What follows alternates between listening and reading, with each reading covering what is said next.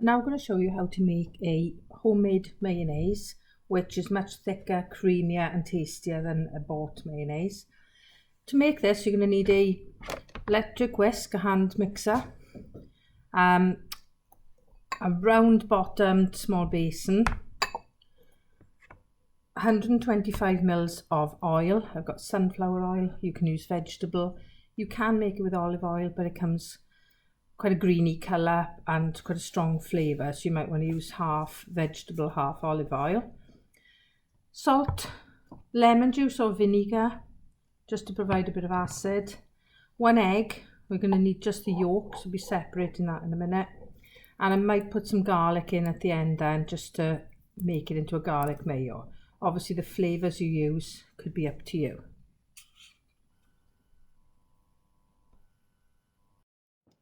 So I'm going to start off by separating the egg. You need the yolk, so I've got a small basin ready to put the white in. So start off by holding it, crack, pull it apart, but tilt it slightly.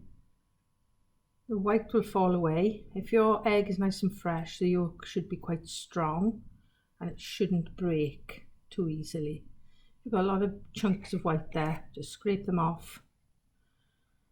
And once you've got most of that white out, you can then put the yolk into your basin that you're going to make your mayonnaise in. When I'm making this, I'm working on a non-stick mat. It could be a wet cloth, it doesn't really matter. Just because it's quite a small bowl, it will move around a little. So I'm going to start off by putting a bit of salt in there and a teaspoon of lemon juice, or you can use vinegar. And I'm going to whisk that into the yolk.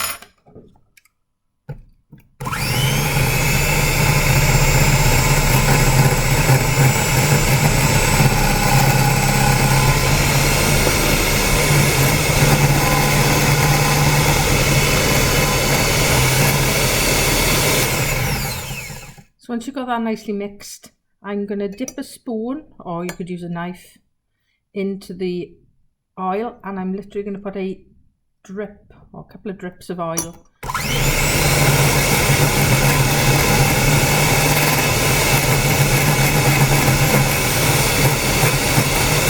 And the secret to making your mayo is that you don't put that oil in too quickly. Once you put your first drop in, you're then going to start drizzling it in with the mixer running, full speed, and you should see a change in the texture.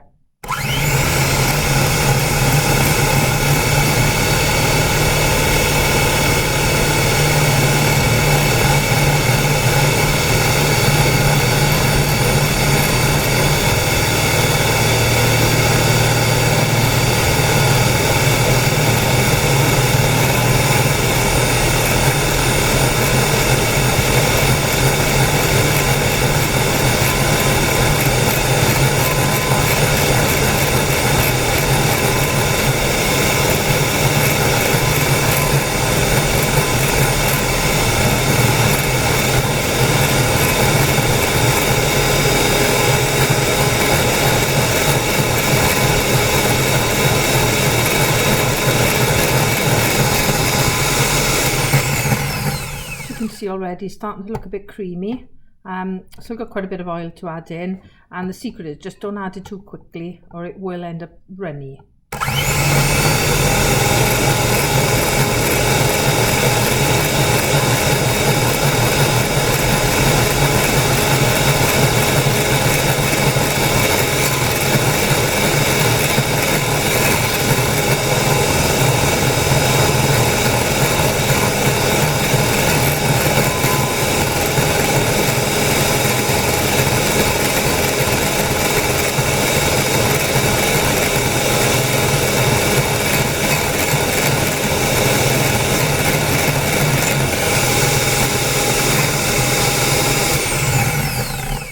Once you get to this stage, you can see it's worked. If at this point now I put half the oil in, if it was runny, it's not going to work. And you can rescue it by whisking it into a fresh egg yolk. But I can speed up adding the oil in now.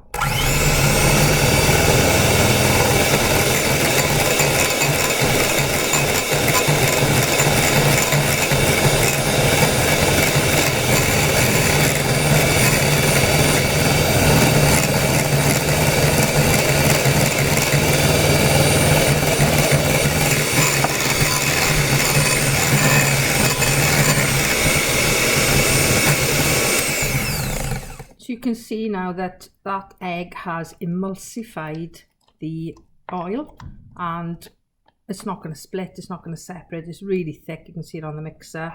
At this point, you probably want to thin it down a bit. You can whisk in some extra lemon juice for flavour. You can whisk in a little bit of water, and you would then beat in any flavours. If you want to put some more salt and pepper, some garlic, that's the time to do it.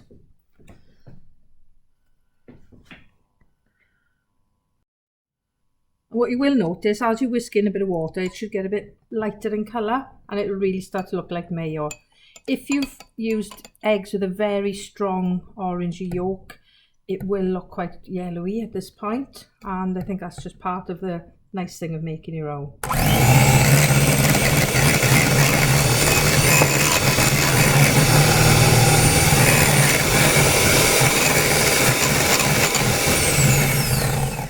So it's thick but not solid, it's creamy, and at this point then you just clean off the beakers and you can have a little taste, because obviously you want to see if you've got enough salt in there, if you've got enough flavours in. I'm going to put a little bit more salt, got plenty of lemon, and I'm also going to add some garlic in. So you can stir in your extra flavours if you choose to add them. Now that should keep in the fridge for up to a week, I would say. You don't want to be keeping it for too long.